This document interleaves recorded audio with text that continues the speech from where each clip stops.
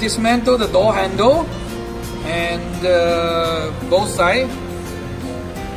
Yeah, this is a new A-Class A200, but this car comes without a keyless entry.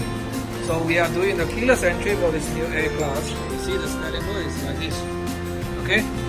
So after the job done, we will show you how everything goes.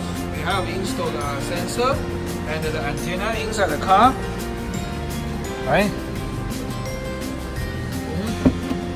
Okay, sorry. Yeah, the door handle all removed. Yeah, the door panel all here. Yeah, this is the antenna.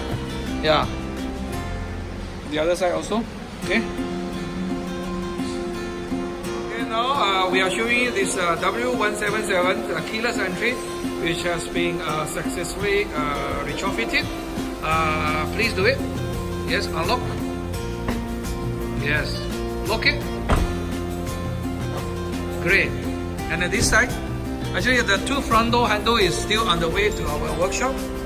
So later we will mounting everything. Yes. Unlock. Great. Lock it. Now when the car is locked, we can see the 3 blinks.